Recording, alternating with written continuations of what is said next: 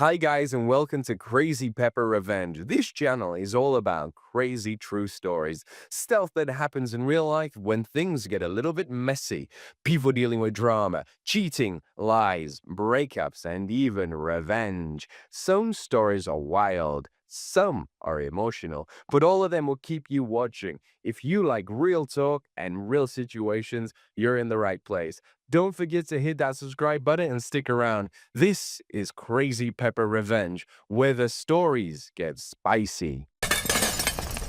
Your betrayal destroyed me. Now let your life burn to the ground. I've always believed in gut instincts, but I ignored mine for months. My fiancée Holly, 28F, and my best friend Kylan, 29M, had been getting suspiciously close. I'd catch them texting constantly, sharing inside jokes they wouldn't explain to me with dismissive, just a silly meme, or nothing you'd be interested in. Kylan's eyes would linger on Holly in ways that made me deeply uncomfortable, and they'd laugh together in corners while I juggled wedding responsibilities. But I was drowning in work at a software consultancy, pulling brutal 12-hour days while planning the massive wedding Holly demanded.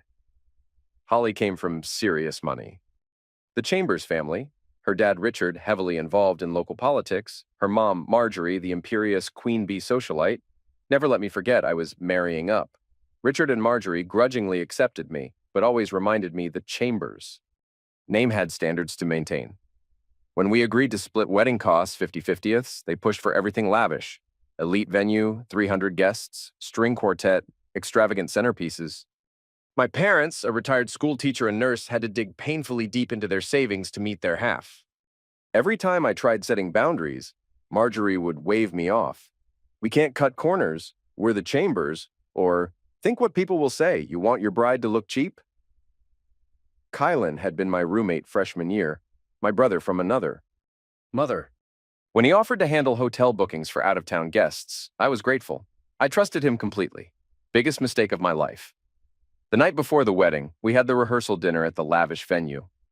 Holly looked stunning in an almost bridal white dress, flitting between her father's relatives who barely acknowledged my existence. My parents lingered awkwardly, clearly uncomfortable with the wealth on display. Everything seemed normal until Holly disappeared around 9 p.m.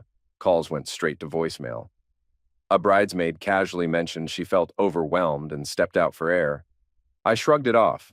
Maybe she just needed space before the big day. Then Kylan vanished too. At first I wasn't suspicious. Possibly he went for more champagne or something. But after an hour of them both being missing, that nagging voice in my head whispered, "Look for them." I grabbed my phone and checked social media. That's when I found it. Holly had accidentally posted an Instagram story showing a hotel hallway with distinctive golden carpet pattern and a partially visible door number. She deleted it within seconds, but I'd seen enough. My heart hammered as I drove through the hotel district, mind racing with possible explanations. Could she be helping a friend? Could Kylan be picking something up? But when I spotted Kylan's car parked outside one of the upscale boutique hotels, my stomach dropped. I knew. I just freaking knew. I walked into the lobby, went to the 8th floor, and found room 847 matching the door number from Holly's story. I pressed my ear to the door. Initially, nothing. Then I tested the handle, and incredibly, it wasn't deadbolted from inside. Someone had carelessly left it locked only by the electronic mechanism. Remember that master keycard Kylan gave me earlier for wedding emergencies? He'd said, just in case something goes wrong with guest rooms. The irony was absolutely perfect. They gave me the weapon for their own undoing. I slipped inside soundlessly. Dim lights cast soft shadows on the walls. Then I heard quiet, intimate murmuring, and my blood started boiling. There they were on the king-sized bed, Holly and Kylan, both without clothes, her hair completely disheveled, him leaning over her. They were having a hushed conversation, something I didn't quite catch.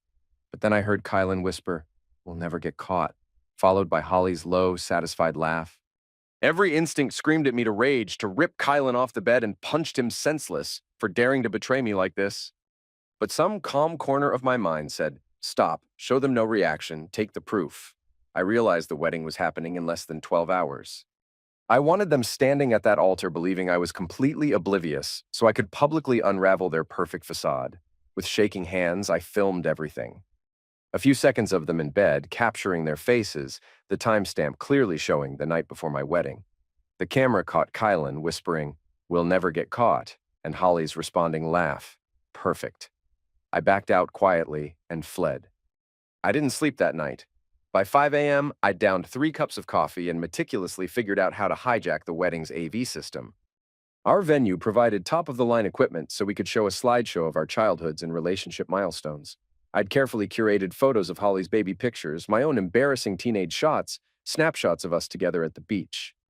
All of that could be replaced in an instant.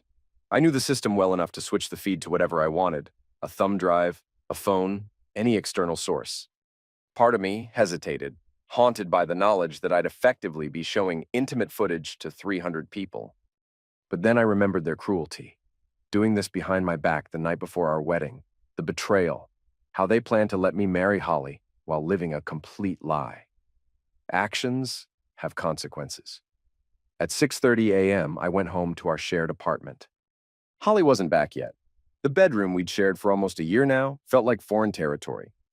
I saw her phone charger on the bedside table, the ring box I'd given her still displayed prominently on the dresser, and felt that devastating mix of heartbreak and rage again. Wedding day arrived with crystal clear skies, mockingly perfect weather for what was about to become the most dramatic disaster in Chambers family history. The ceremony was set for noon at the elite Wentworth Country Estate, chosen specifically for its prestige and ability to accommodate the Chambers' inflated sense of social importance. My parents arrived at 10 a.m., practically glowing with excitement but completely unaware of the nuclear bomb I was about to detonate. I greeted them with what felt like hollow hugs, my stomach churning with anticipation and rage. "You look nervous, son," my father observed with paternal concern. "And that's normal. Biggest day of your life." If only he knew. I forced another smile. "Just some last-minute AV stuff to handle." "See you both soon, okay?" They nodded understandingly as I slipped away toward my destiny. I made my way to the AV booth overlooking the grand ballroom, an opulent space with soaring ceilings, massive crystal chandeliers, and meticulously arranged chairs for what would soon become the most shocked wedding audience in local history. Tony, the venue's technician, was running final tests on the microphone and projector system.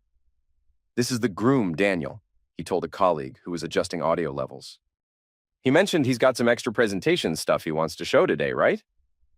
"Yeah," I confirmed with what I hoped was an easy, confident grin while pulling out the flash drive from my jacket pocket. "I've got a surprise video. Instead of the usual boring couples slideshow, I'm planning something much more dramatic and memorable." Tony chuckled good-naturedly. "Hey, it's your big day, man. Whatever makes you happy. Just make sure you give me a clear signal when you want me to swap out the files." I tapped the flash drive meaningfully. "I'll say roll it, and trust me, you absolutely won't miss the cue. This is going to be unforgettable." My voice echoed throughout the ballroom. "Good afternoon, everyone. We're going to have a slight change of plans. Actually, there won't be a ceremony." Gasps filled the hall as people looked around confused. "Before we get upset, I have something to show all of you. A brief video. Roll it." On the massive projector screen, my hotel footage started playing. Holly and Kylan tangled in bed sheets, voices audible, timestamp showing the night before this wedding. Shocked cries erupted. Some guests froze, hands to mouths. One older aunt literally shrieked. Richard Chambers nearly toppled over. Marjorie's face contorted like she'd swallowed acid. I let it loop for 10 seconds, long enough for everyone to absorb the timestamp and explicit visuals. Then I cut the feed. The screen went dark, but screaming chaos continued. Holly appeared at the entrance in her wedding gown, face drawn in horror. "Turn it off!" she screeched desperately. She spotted me on the second-floor balcony as the entire congregation looked up. "What are you doing?" Holly shrieked. "You're not supposed to see me before the wedding." "There is no wedding," I announced. "You made sure of that last night." "Daniel, please, let's talk this out, not in front of everyone." "Why not?" "You had no problem cheating on me with my best friend. Everyone who spent money traveling here deserves to know why the ceremony's canceled." Marjorie pointed at me accusingly. "You've ruined the Chambers name." "Don't you realize how humiliating this is?" I laughed bitterly. "Holly and Kylan humiliated me. I'm just returning the favor." Kylan emerged wearing his half-done tux, eyes wide with panic. "Daniel, let's talk about this," he stammered as I came downstairs. You took it out of context. She was upset. I couldn't stand hearing him. A savage wave of fury tore through me, and I slapped him across the face so hard he hit the floor. The entire audience gasped. Holly shrieked, "Stop it!" and knelt beside Kylan. Marjorie screamed, "You monster!" I pointed at Kylan, struggling to get up. He's the monster, along with your daughter. Now, the world knows exactly who they are. I turned to the guests, many filming with phones. Thank you all for coming, but there will be no wedding today. Instead of a nice ceremony, you get the truth. I stormed out. My parents followed, stunned but supportive. Holly wailed my name, but I refused to look back. That night, I packed all Holly's stuff and drove it to her parents' estate at 1 a.m., stacking boxes on their doorstep. The next morning, furious knocking woke me. Richard, Marjorie, and red-eyed Holly stood in my hallway. "We need to talk about compensation," Richard announced coldly, while Marjorie brandished receipts. "We sunk tens of thousands into this event. We want $15,000 back." I stared in disbelief. "You think I owe you money for a wedding your daughter sabotaged?" "You performed that vile stunt with the projector. We had important guests, clients, donors, officials." "You humiliated us." Let's not forget, none of this would have happened if Holly had kept her legs closed the night before our wedding. Holly tried the emotional angle. "We used to love each other. Let's not destroy everything over one mistake. One mistake, you chose to do it. I saw and recorded it. Get the hell out." Richard tried intimidation. "I have influence in this town. And I have that recording with your daughter's face and timestamp. If you want to throw your weight around, we'll let the public see the raw footage. I'm sure your donors will love it." They left defeated after realizing they had no leverage. Word spread fast. Kylan lost his job for dishonesty. The chamber's reputation was destroyed. Holly drifted between friends, maybe back to Kylan. I didn't care. My parents were heartbroken about the money, but relieved I escaped that marriage. I moved to a cheaper apartment, threw myself into work, and slowly rebuilt. The heartbreak lingered, but anger drove me forward. Some called my revenge brutal, others epic. I kept that hotel footage just in case anyone questioned what really happened. Hi guys and welcome to Crazy Pepper Revenge. This channel is all about crazy true stories, stuff that happens in real life when things get a little bit messy, people dealing with drama, cheating, lies, breakups, and even revenge. Some stories are wild, some are emotional, but all of them will keep you watching. If you like real talk and real situations, you're in the right place. Don't forget to hit that subscribe button and stick around. This is Crazy Pepper Revenge, where the stories get spicy. Shame you couldn't finish the job for my cheating wife, loser. This happened in Aurora, Colorado, and just finished going through the legal system. Still processing everything, but figured Reddit would want to hear this insane story. I'm Braxton, 34, construction supervisor, been married to Delaney for 10 years.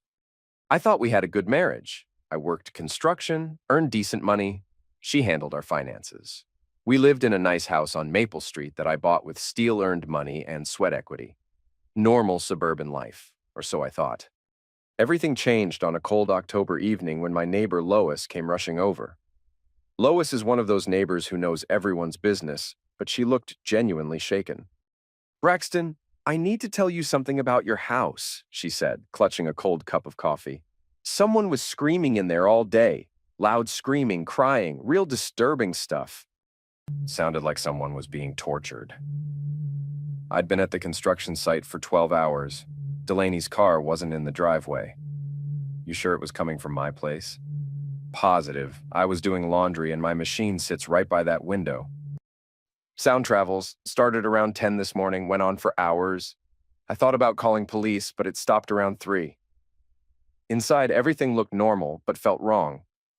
Delaney always left traces when she was home.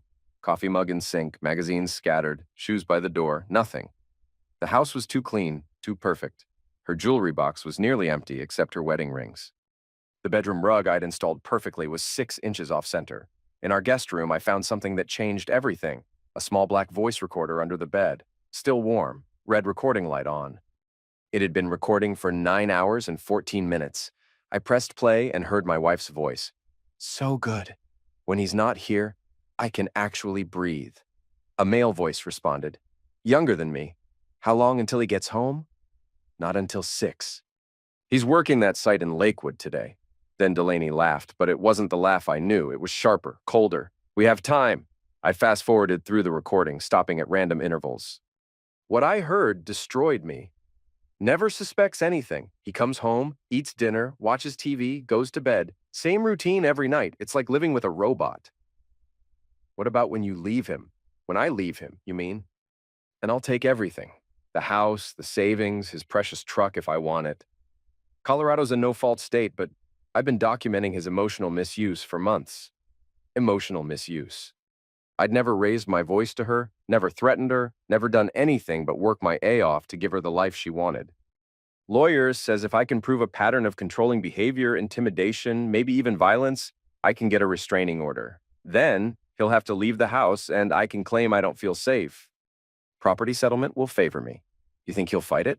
Braxton? No way. He's too proud to make a scene. He'll just accept it and walk away. He always does. Then the male voice. What if he doesn't? Then we make sure he doesn't have a choice. They discussed her friend Mackenzie, who'd been through 2 divorces and knows how this works. How men like Braxton are easy to manipulate. Once you know which buttons to push, near the end. Once he's out, everything's mine. The house, the accounts. He won't fight. I know my husband. He thinks fighting is beneath him. Noble Braxton, taking the high road. Her voice turned mocking. He'll probably even wish me well. 9 hours of my wife planning my destruction with another man. 10 years of marriage, and I'd been living with a complete stranger. She texted me. Working late at the office. Don't wait up. Love you. I deleted the message and went to bed, but I didn't sleep. I planned. Next morning, I followed her instead of going to work. She didn't go to her accounting office downtown. She went to Peak Fitness and met with a personal trainer named Kellen Rhodes. Tall, muscular, tank top showing off his arms, perfect smile. The kind of guy who thinks intelligence is optional if you have good abs. They embraced like lovers, not trainer and client. I went home and played the perfect husband, made coffee for both of us, kissed her forehead goodbye. She smelled like vanilla and lies, but I wasn't going to be Noble Braxton anymore. I was going to be their nightmare. I called my sister Hadley, a trauma nurse who's tough as nails, showed her the evidence. Son of a witch, she said after hearing the recording. What do you need? Research? Background checks? Someone I can trust. My friend Marcus helped with technology and surveillance. I hired private investigator Jake Sullivan, former cop, discreet, expensive, but worth it. Then Jessica Martinez contacted me. She worked cleaning crew at the gym 3 days a week. I see things, she said when we met at Denny's. Your wife and Kellen have been meeting for months. Not just working out. She showed me photos on her phone. Delaney and Kellen kissing in the gym parking lot, entering a motel. Kellen targets married women, rich ones. He gets them to leave their husbands, then disappears. He did the same thing to my sister. She lost everything. There's something else, Jessica said, looking scared. Your wife asked Kellen to introduce her to someone, a guy who could help with her situation, the kind that makes problems disappear. That's when I realized this wasn't just about divorce. They were planning something much worse. Delaney suggested I attend a construction conference in Denver, 3 days away from home. You should go. Take some time for yourself. She was setting me up, giving herself time to advance whatever she was planning. I pretended to go, but checked into a motel near the airport instead. From there, I coordinated surveillance with Jake while monitoring my house through hidden cameras Marcus had installed. The first day, Kellen's Jeep pulled into my driveway. On my laptop, I watched him embrace my wife in our living room. They went upstairs. I didn't need to see what happened next, but I did need to hear what they said afterward. The voice recorder captured everything. Conference ends Friday. We need to move fast after that. What about the thing we discussed? Mackenzie's friend can handle it, but it has to look natural. How natural? Accident, work site incident, construction's dangerous, people get hurt. My blood turned to ice. They weren't just planning to rob me, they were planning to eliminate me. Insurance policy is for $2 million. Accidental death clause doubles it, $4 million, plus the house, his truck, everything else. We'll be set for life. I saved the recording to multiple devices and uploaded encrypted copies to secure cloud storage. If something happened to me, Hadley had instructions to release everything to police. Research revealed Kellen had done this before, left California after a married woman's husband ended up hospitalized. Mackenzie was broke, being sued by her ex-husband. And Mackenzie had a brother, Danny Troy, recently released from prison for attack and weapons charges. He worked demolition and knew explosives. Wednesday, a gray sedan with dealer plates visited my house. The driver, average height, thinning hair, forgettable face, met with Delaney briefly. Money changed hands. This had to be Danny. When I returned from Denver, Delaney was suddenly loving again. Romantic dinners, cuddling on the couch, talking about marriage counseling. Maybe I was too hasty about the separation, she said, all while planning my homicide. Friday evening, Danny showed up at our door pretending to be from Rocky Mountain Demolition. We're doing work in the neighborhood next week. Wanted to let you know about potential noise and dust issues. He was casing the place, checking sight lines, planning my accident. We'll be using heavy equipment, possibly some controlled charges, he said, looking directly at me. Construction's dangerous. People get hurt if they're not careful. The threat was crystal clear. Monday morning, Danny made his move. He called my foreman, claiming to be a safety inspector, said he needed me to personally check crane issues on level 3. Isolated, high up, perfect for an accident. But I was ready. I'd found his explosive charges over the weekend and disarmed them. Police were monitoring everything through the wire I wore. SWAT teams were in position. On level 3, Danny dropped the pretense. You see, mister? Coin, some people think you're in the way, standing between other people and what they want. And you're here to move me out of the way. For $20,000. His eyes narrowed. How did you know about that? Lucky guess. Here's the thing, Danny, I said, using his real name. You're not very good at this. A smart man would have done his homework, found out who he was dealing with. I know exactly who I'm dealing with. A construction worker who's about to have a very bad accident. Construction supervisor, I corrected. And former Marine, 2 tours in Middle East. Demolition specialist. His confidence wavered. You want to know what else you should have found out? That I've been recording every conversation for the past week. That police are listening right now through this wire. That your sister sold you out yesterday in exchange for immunity? I showed him my phone with the recording app running, red light blinking. Say hi to Officer Teague, Danny. He raised the detonator and pressed the trigger. Nothing happened. Looking for these? I held up the detonator caps I'd removed that morning. You really should check your equipment before starting a job. He lunged at me with a knife, but I was expecting it. Used his momentum against him, disarmed him, and watched him run straight into police custody. Phase 2 was arresting Delaney and Kellen at the house. They were there together when SWAT kicked in the doors. During interrogation, they both threw each other under the bus. Delaney claimed I was abusive. Investigators found 0 evidence. She said I controlled finances. They found 4 credit cards in her name with $60,000 combined limit. Kellen blamed everything on her, said she seduced and manipulated him. Mackenzie had already flipped, providing recordings in exchange for immunity. Smart woman got out while she could. The trials took 6 months. Evidence was overwhelming.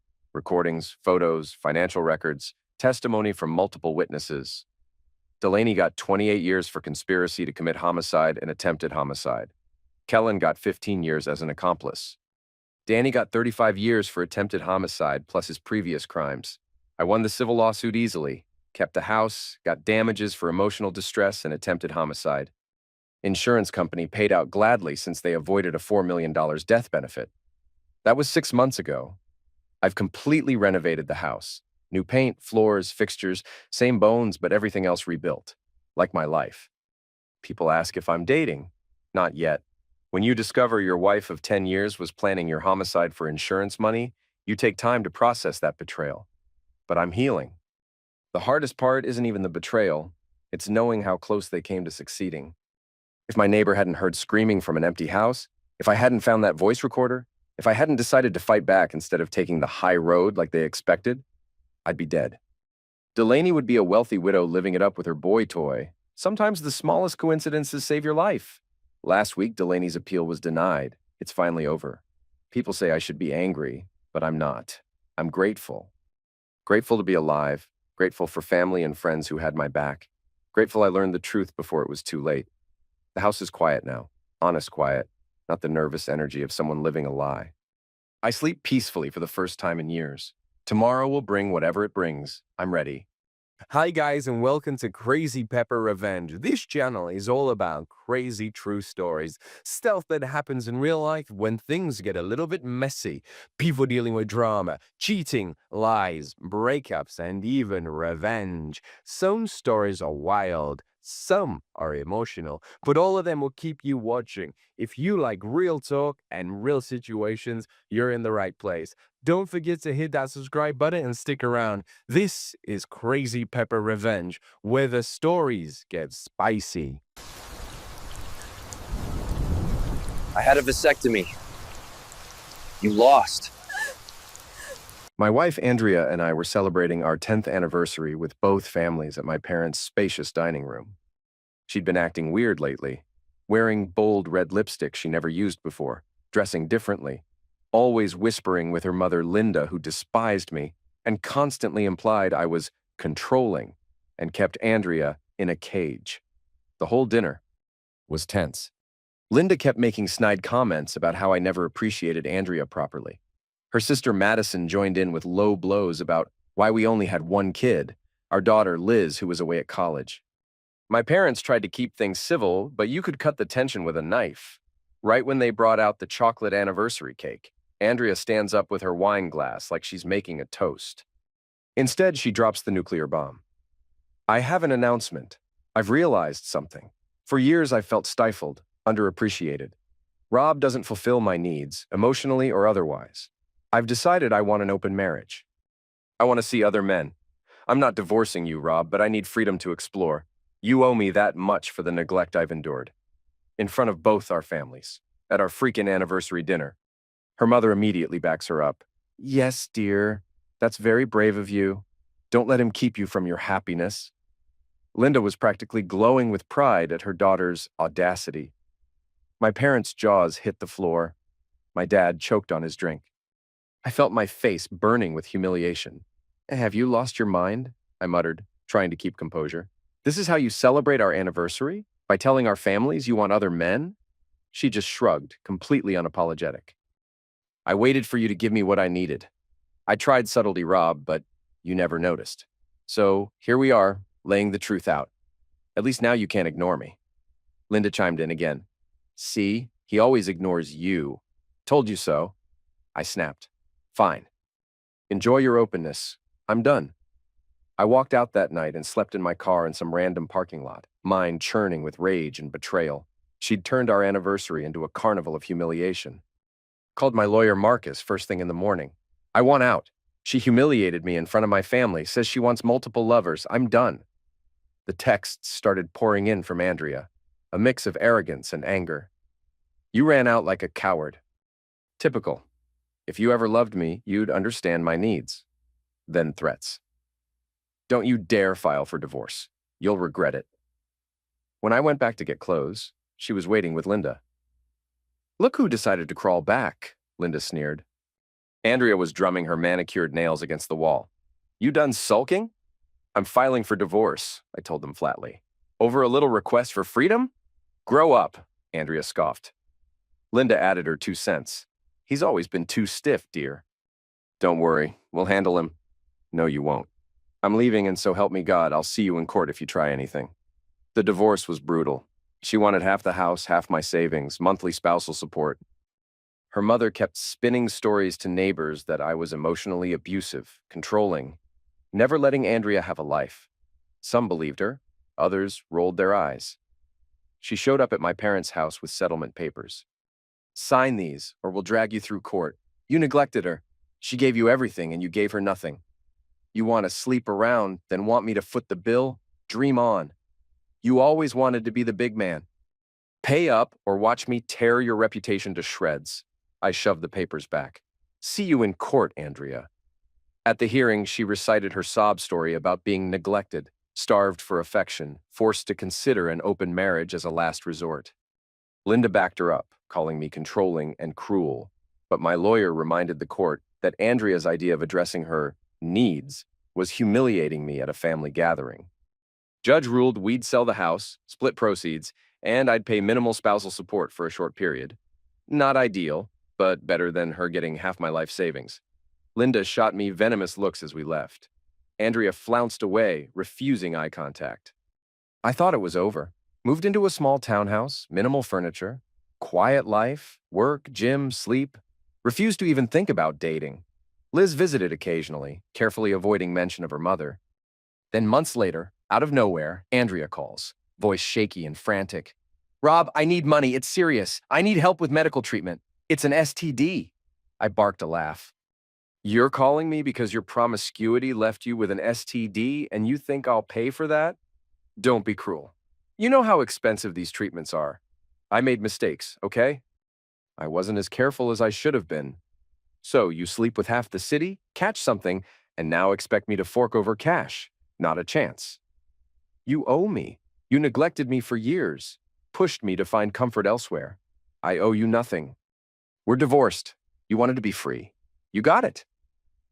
Next day, she shows up at my door with Linda. She looked exhausted, dark circles under her eyes, hair disheveled. Let me in. We need to talk. I blocked the doorway. Talk about your STD? I already said no, Linda chimed in. You filth. You can't even help her when she's ill. You're an awful excuse for a man. I'm not paying for her mistakes. Andrea's eyes filled with crocodile tears. Just let me inside. I'm not leaving until you do. Fed up, I let them in. 5 minutes, then get out. I tested positive for an STD. My insurance covers some treatments, but not the full course. It's expensive. My mother can't take on the entire financial burden, Linda hissed. He's got money. He should pay. You want me to finance your mistakes? Serious? Like that public humiliation you put me through?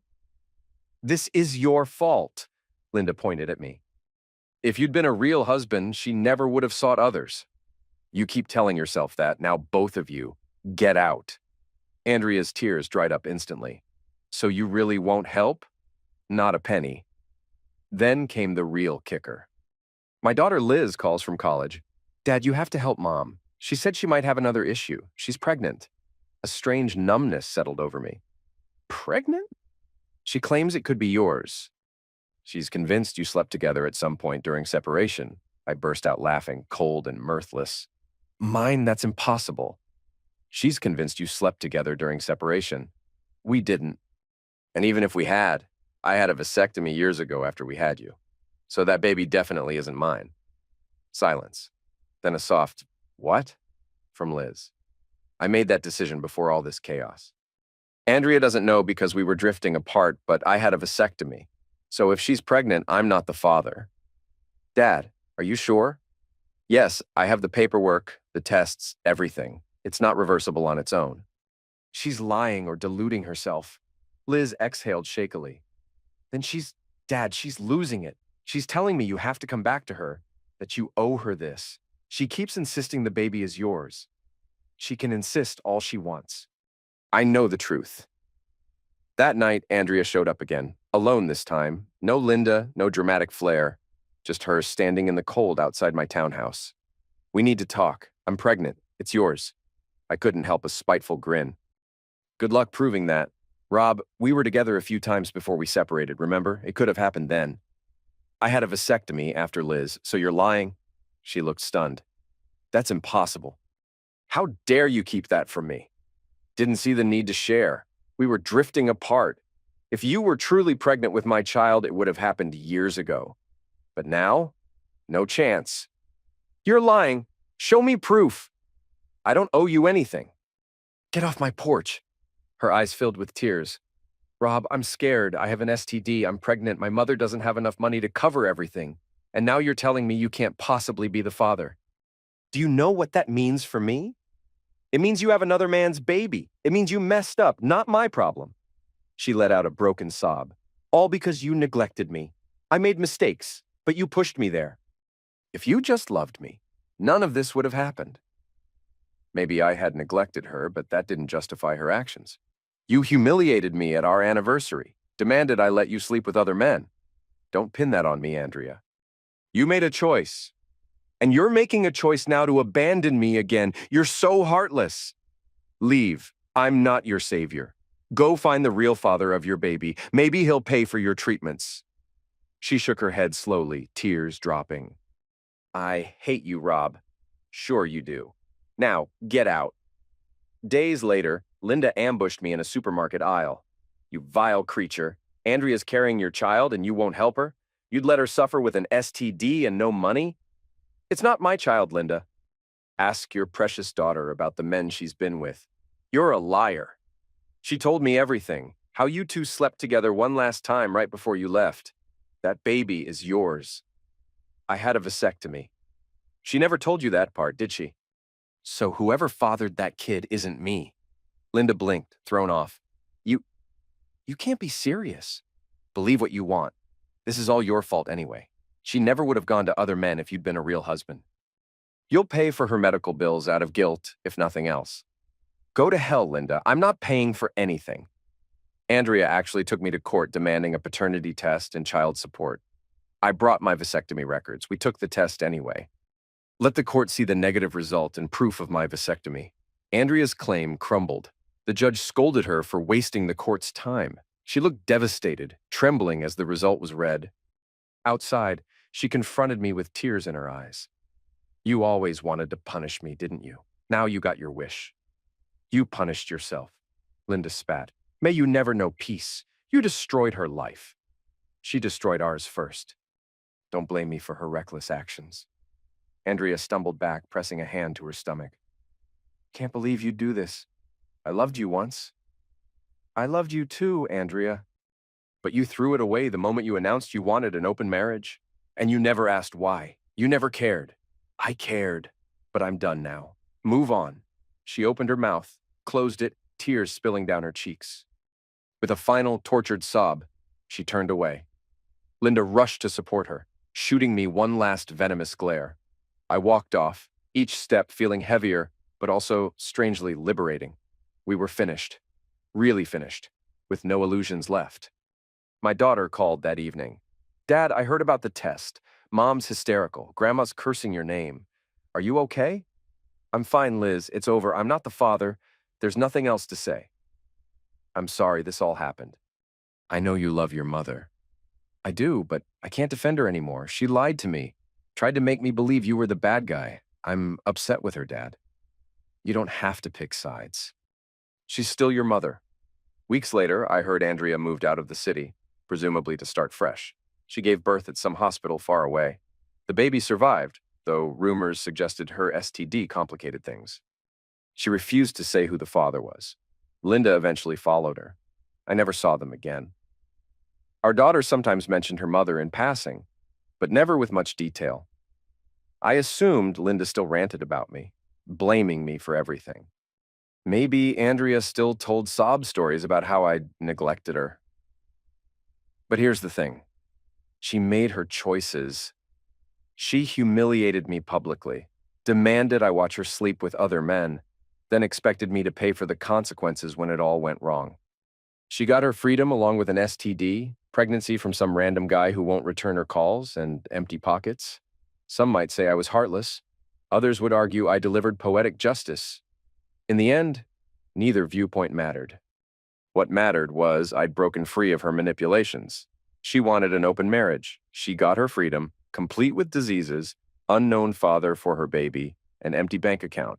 If that makes me the villain in her story, so be it. I knew the truth.